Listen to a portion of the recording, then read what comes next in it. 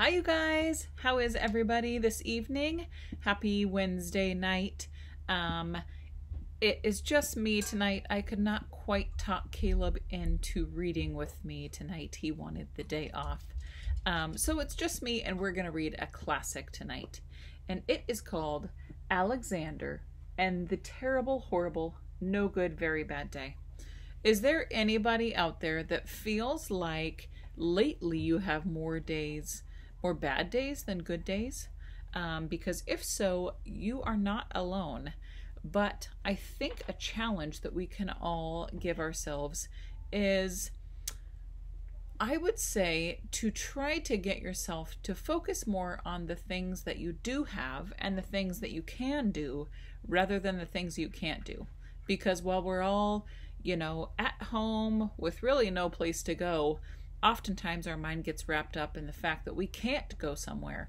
But challenge yourself to think about the things that you can do during this time that maybe you never had the time to do before. So that might be a good task for you to do over the coming week.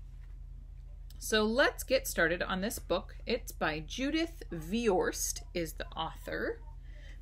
And we will get started. This has been around since I was a kid, so it's old. Okay. I went to sleep with gum in my mouth, and now there's gum in my hair, and when I got out of bed this morning, I tripped on the skateboard, and by mistake, I dropped my sweater in the sink while the water was running, and I could tell it was going to be a terrible, horrible, no good, very bad day.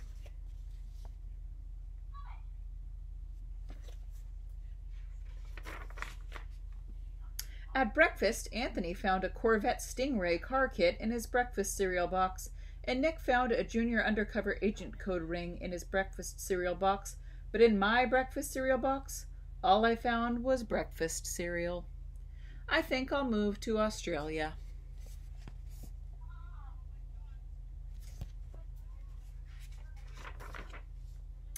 In the carpool, Mrs. Gibson let Becky have a seat by the window. Audrey and Elliot got seats by the window, too. I said I was going to be scrunched. I said I was going to be smushed. I said, if I don't get a seat by the window, I'm going to be car sick. No one even answered. I could tell it was going to be a terrible, horrible, no good, very bad day.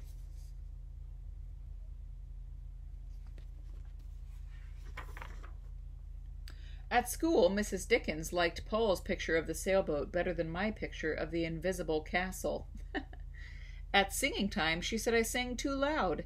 At counting time, she said I left out 16. Who needs 16? I could tell it was going to be a terrible, horrible, no good, very bad day.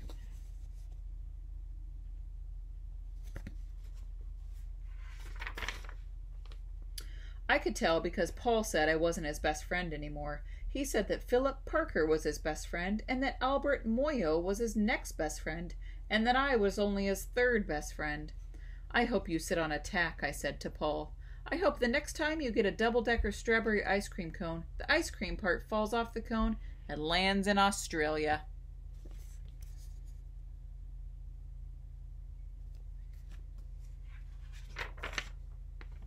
There were 2 cupcakes in Philip Parker's lunch bag, and Albert got a Hershey bar with almonds, and Paul's mother gave him a piece of jelly roll that had little coconut sprinkles on the top. Guess whose mother forgot to put in dessert? It was a terrible, horrible, no good, very bad day.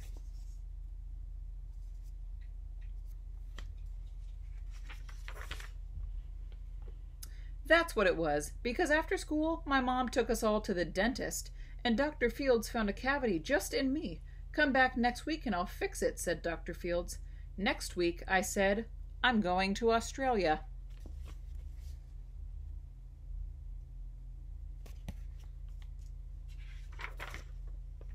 On the way downstairs, the elevator door closed on my foot, and while we were waiting for my mom to go get the car, Anthony made me fall where it was muddy.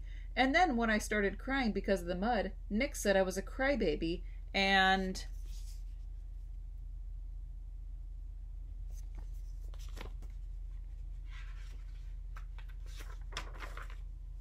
while I was punching Nick for saying crybaby, my mom came back with the car and scolded me for being muddy and fighting.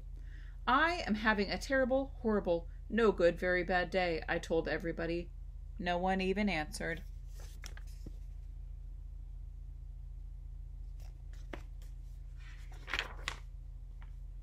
So then we went to the shoe store to buy some sneakers. Anthony chose white ones with blue stripes. Nick chose red ones with white stripes. I chose blue one with red stripes. And then the shoe man said, "We're all sold out. They made me buy plain old white ones, but they can't make me wear them."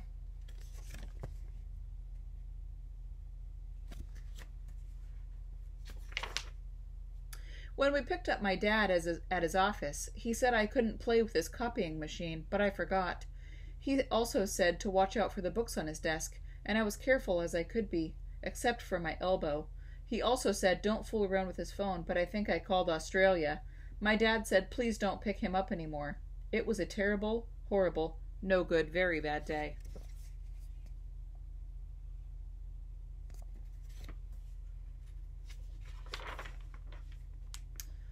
There were lima beans for dinner, and I hate limas.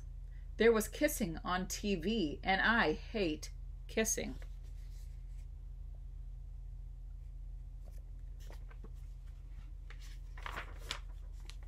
My bath was too hot.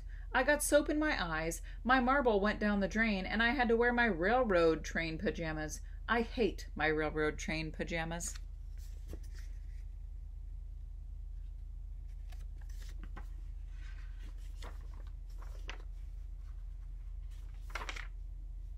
When I went to bed, Nick took back the pillow he said I could keep, and the Mickey Mouse nightlight burned out and I bit my tongue.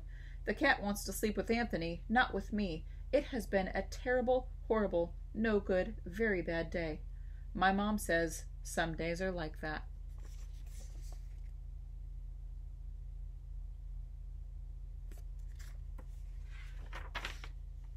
Even in Australia.